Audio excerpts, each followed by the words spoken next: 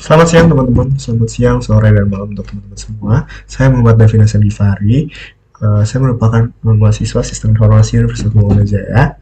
Di sini saya akan menjelaskan mengenai tugas akhir saya, yaitu rancang bangun aplikasi pengelolaan stok real time untuk mencegah overstock dan juga kehabisan stok pada bengkel mobil XYZ. Jadi fokus dari TAI saya ini adalah membangun sebuah sistem pengelolaan untuk sebuah bengkel mobil. Nah, kenapa sih bengkel mobil? Terus juga kenapa sih inventory? Kenapa sih harus stok? Karena saya melihat bahwa sebuah efisiensi operasional pada sistem inventory sebuah perusahaan itu merupakan kunci daya saing. Jadi dengan adanya efisiensi operasional ini atau pembuatan sistem integrasi pada inventory, kami berharap bahwa uh, kemampuan bengkel mobil ini dalam industri dapat meningkat. Jadi dia bisa bertahan dan juga berdaya saing pada ruang lingkup industri untuk si bengkel mobil ini. Dan saya juga melihat bahwa bengkel mobil yang saya temukan ini belum memiliki sistem yang terintegrasi sehingga perlu dilakukannya pembuatan sistem ini. Gitu.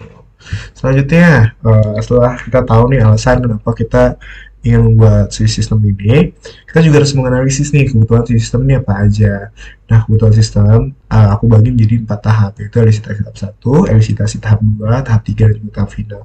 Nah, ada apa aja sih di setiap tahap ini? Oke, yang pertama itu ada admin dapat melakukan login, lalu juga admin dapat mengelola akun staff, staff bengkel dapat login, staff bengkel dapat mencatat data barang masuk ke gudang secara time, staff bengkel dapat mencatat data barang keluar untuk keperluan operasional bengkel, lalu juga staff bengkel dapat melihat dan memantau status stok secara langsung agar semuanya tersistemasi, lalu juga admin juga dapat memantau status stok barang secara langsung, admin juga dapat menambah, mengedit, dan menghapus master data. Lalu manajer dapat login, melihat laporan stok, history pengiriman, dan status aging barang. Manajer juga dapat melihat nih grafik pergerakan stok dan juga merekomendasikan reorder. Oke, untuk non fungsional ya, saya ingin sistem ini bahwa akan aplikasi dapat responsif dan juga user friendly. Lalu tahap kedua yaitu saya menganalisis nih yang mana yang paling wajib dan juga mana yang sekiranya nggak perlu dimasukkan. Setelah saya analisis, saya melihat bahwa semua kebutuhan ini merupakan kebutuhan yang wajib. Paling tidak, ada beberapa kebutuhan yang memang good to have, yaitu nggak wajib, cuman perlu untuk ada, yaitu staf bengkel dapat melihat dan memantau status stok, lalu admin juga melihat status stok. Jadi ada beberapa yang memang good to have. Lalu kita lihat nih elisitasi tahap 3 ini kita lihat technical, operasional, dan ekonomi itu kayak gimana. Dan di sini kita lihat bahwa yang aku buat adalah memiliki tingkat yang low semua dari technical, operational, maupun ekonominya karena ini kan sebuah bentuk kerjasama ya. Kayak di final ini jadi karena semuanya aman, jadi aku masukin semuanya ini ke elisitasi tahap final. Lalu selanjutnya ada analisis kelayakan teman-teman. Di sini ada kelayakan teknis, kelayakan ekonomi, kelayakan operasional, lalu juga ada kelayakan jadwal dan kelayakan hukum. Gimana sih kita mengetahui kelayakannya dari aplikasi yang aku buat? Setelah aku melakukan riset bahwa kenapa website ini memiliki kelayakan dan mumpuni dalam hal teknis, karena teknologi yang kita butuhkan sudah menggunakan kumpulan-kumpulan teknologi yang memang modern teman-teman. Jadi lalu yang kedua juga memiliki sifat yang open source sehingga tidak memerlukan biaya lisensi seperti Next.js, JavaScript, dan juga MySQL. Terus karena teknologi udah modern nih teman-teman, terus juga udah perlu nggak perlu membayar lisensi lagi, paling hanya bayar hosting dan sebagainya. Maka di tingkat kelayakan ekonomi pun juga terhitungnya cukup layak karena memang ekonomi pembayaran itu nggak terlalu berat teman-teman, karena cuma hosting dan domain dan ongkos pribadi aja paling. Lalu kelayakan operasional, apakah sebuah sistem ini dapat bilang layak di bidang operasional? Tentunya nanti untuk mengatur si kelayakan operasional ini kita berdasarkan dari tim gudang, kita akan training semua, jadi sehingga operasional ini dapat dihitung layak. Gitu. Lalu juga ada layakan jadwal. Setelah aku analisis, terus kita juga udah riset bahwa eh, untuk kelihatan jadwal ini kita dapat diselesaikan dalam waktu sekitar 4 bulan untuk pengerjaan tugas akhir ini, yaitu dari tahap pembuatan crowd stock, crowd supplier, dan juga dasar-dasar teknologi menggunakan teknologi metodologi RAD. Jadi untuk schedule ya, kenapa bisa dibilang RAD? Karena kita pakai metodologi RAD, yaitu rapid application, sehingga bisa terhitung cepat nih teman-teman. Buatannya cepat, berarti schedule-nya udah layak, terus juga tadi operasional udah layak, ekonomi juga udah aman, teknisnya juga udah aman. Nah, kelayakan hukum.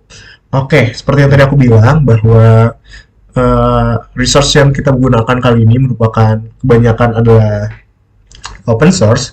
Jadi untuk kelayakan hukum tentunya aman karena memang kita nggak perlu lagi menggunakan lisensi lagi gitu. Jadi lalu juga data-data juga kita ambil oleh perusahaan yang memang kita udah bekerja sama gitu. Terima kasih. Lalu juga ada metode pengumpulan data selanjutnya.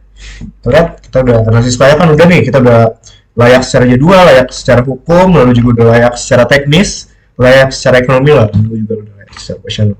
Lalu ada metode pengumpulannya di sini kita bisa lihat bahwa aku ngelakuin dua metode, yaitu wawancara dan juga observasi. Di observasi ini aku lebih ngeliat nih gimana sih sistem si bengkel ini bisa berjalan, gimana sih barangnya masuk, barangnya keluar, terus orang-orang kayak gimana. Nih aku bisa lihat dari observasi. Lalu wawancara, aku lakukan ada beberapa pertanyaan, mungkin aku sebutkan saja beberapa contohnya. Yang pertama ada, kayak aku tanya nih, apa sih emang masalah utama, terus juga kesulitan yang ada pada bengkel tersebut dalam mengelola stok.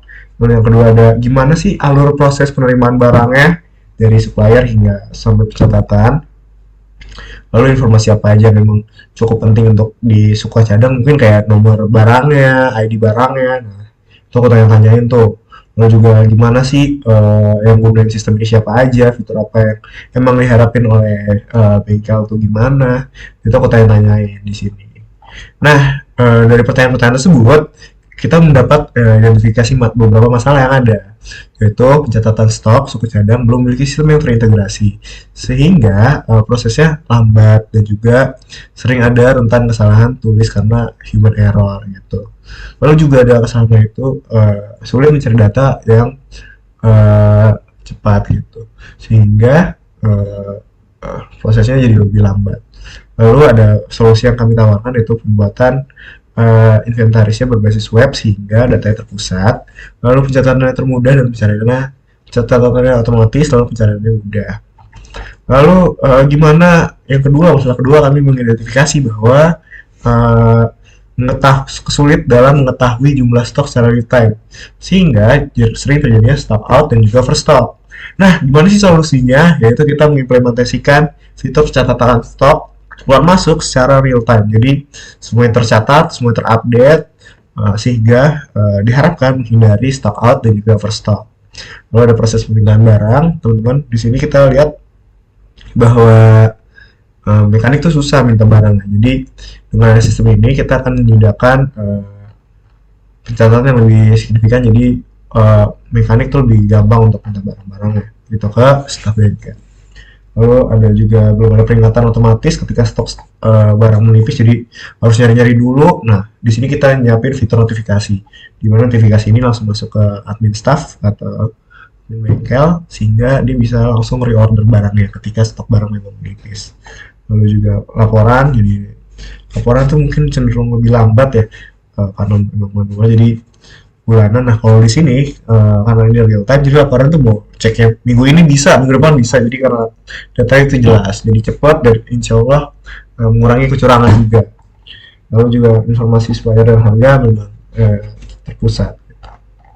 Oke, ini ada hasil analisisnya dari beberapa dokumen dan juga yang aku lihat nih observasi. Di sini kita lihat ini merupakan hasil analisisnya dari admin gudang. Terus ini ada penambahan barang, gimana dia nerima PO, gimana dia pesan barang, dapat barangnya gimana. Nah ini dari sini. Lalu juga ada pengeluaran barang. Jadi ketika bengkel itu melakukan servis, lalu si mekaniknya minta suku cadang, admin gudang yang cari ini suku cadangnya, terus kasih suku cadang, lalu catat di itu untuk barang masuk dan juga barang keluar, teman-teman. Nah, seperti yang aku bilang, rencana pengembangan sistemnya Kali ini adalah kita pakai RAD teman-teman.